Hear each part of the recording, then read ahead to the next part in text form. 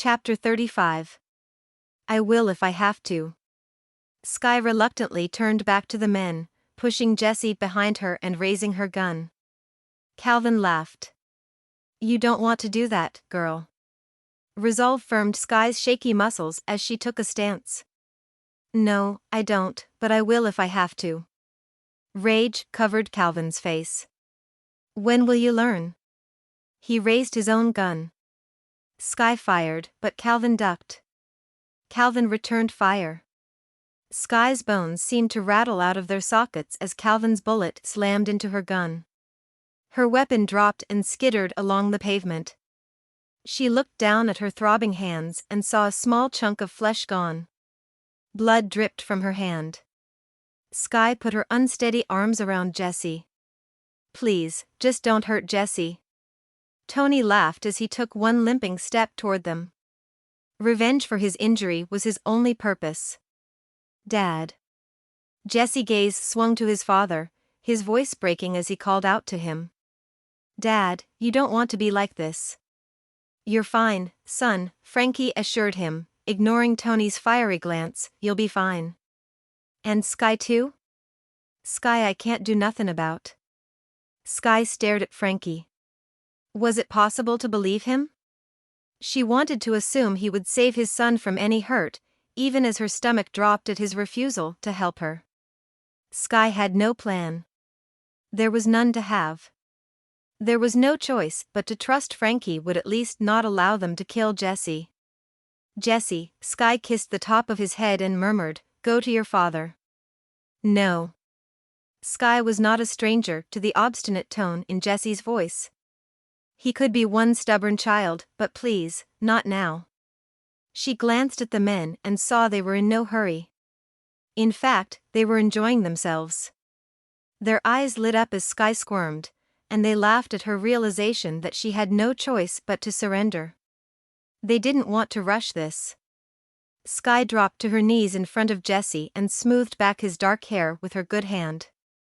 Baby, I want you to survive. Your father will at least give that to you. I know. But if I go to Dad, the others will come for you. Sky closed her eyes for a moment, then gazed at Jessie. Honey, they will come after me no matter what you do. So please, go to your father. No. Tears welled in Sky's eyes. This boy was aware of what he was putting on the line for her, and he was ready to do it. If we stall long enough, Jessie whispered, Dylan will get here. Sky threw a look over her shoulder. Dylan was by the cars throwing punches, blood over his face and upper body. She laid her head against Jessie. We'll be long gone before he gets here. Dad, Jessie called out, I've never asked for much, you never let me. But I'm asking that you let us go. Don't let them hurt Sky. Son, I'm not in charge here. I couldn't help her if I wanted to. Well, I gotta say, Calvin said, I'm impressed by the kid. Putting himself on the line like that for her. Who would have guessed a whelp of yours would have it in him, Frankie? He clapped.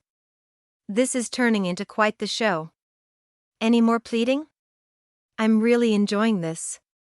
Sky ignored him, keeping her focus on the boy. Jessie. All her love and concern poured into his name. Jessie put his hand to her hair and smoothed it, as she had done to him so many times before. I'm not leaving ya, Dylan wouldn't leave you, and I won't either. Sky took in Jessie's stubborn stance. Only the very young were able to be this reckless and still think everything would be fine. But there was no sense in arguing with him now. Okay, act like we're still talking about this while I take a look around. Over Jessie's shoulder, Sky searched the pavement and the tall grass growing along it for something, anything she could use as a weapon. If Jessie would not cooperate with her plan of saving him, then she needed a different one. A plan to fight. They still had their knives, but to get close to the men wouldn't be to her and Jessie's advantage. She berated herself for allowing Calvin to disarm her. I think we only have to concentrate on the three. Your dad won't hurt you. At Jessie's doubtful face, Sky said, well, you know what I mean, not as much as they will. Try to do what you did the last time if you get caught. We will run for it, but, honestly, I have little hope of getting away.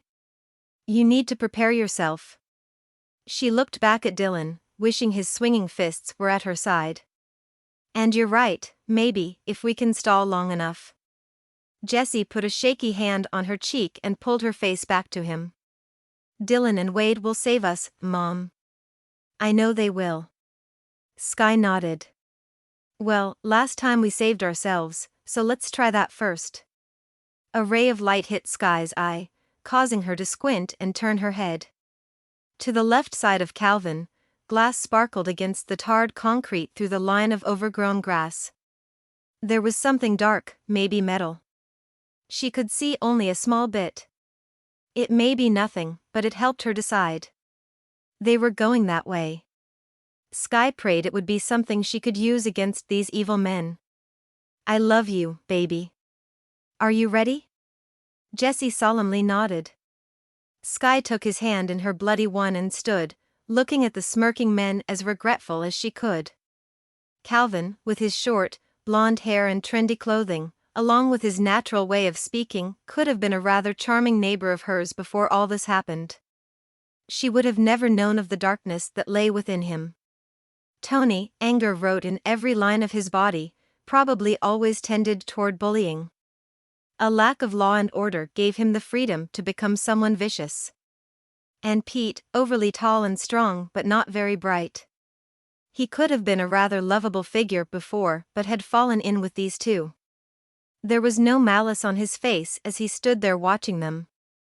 But there was also no doubt in Sky's mind he would follow every order given and enjoy it. These men could not rule the world, not her world, not Jessie's world. She wouldn't let them.